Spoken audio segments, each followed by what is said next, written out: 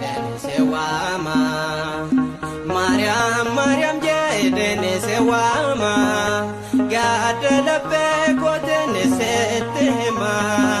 kadhannaa kan kenne furmaanni argama Mariam Mariam jedhani se waama Mariam Mariam jedhani se waama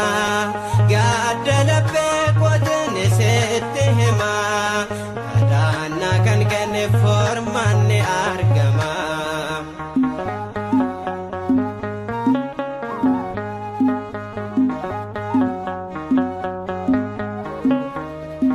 Mariam yookun se waammadhu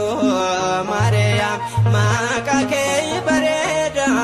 Mariam keessi koo gammachuu Mariam tasgabbii argata ammas deddeebiseen jedha Mariam Mariam ani seen faarfadha maal calleessuun akkam maqaa kee yoon waamu keessi koon boqota gidiraa fi dhiphinni na irraa fagaata Mariam Mariam jedhani se waama Mariam Mariam jedhani se waama gaadha laphee kootani sitti hima kadhannaa kan kenne furmaanni argama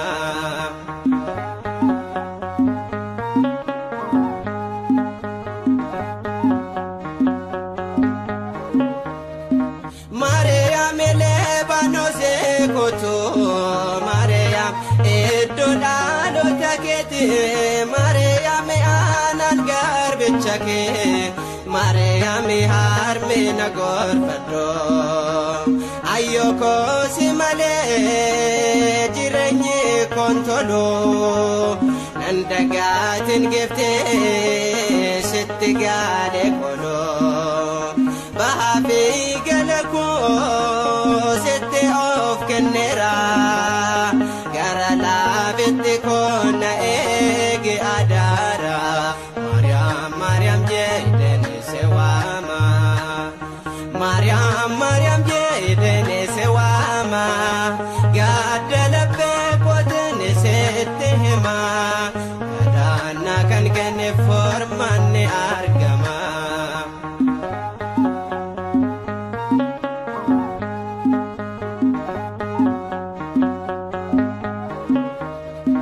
Mariam kan maqaa kee waaman Mariam kan rakkeeyna isaanii Mariam sitti obbaafata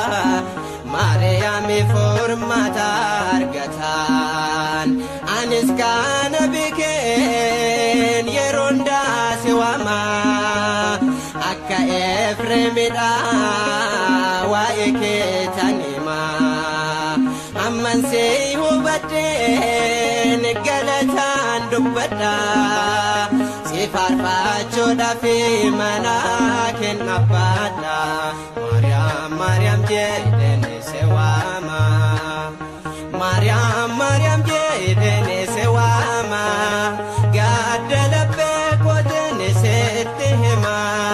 kadhannaa kan kenne furmaanni argama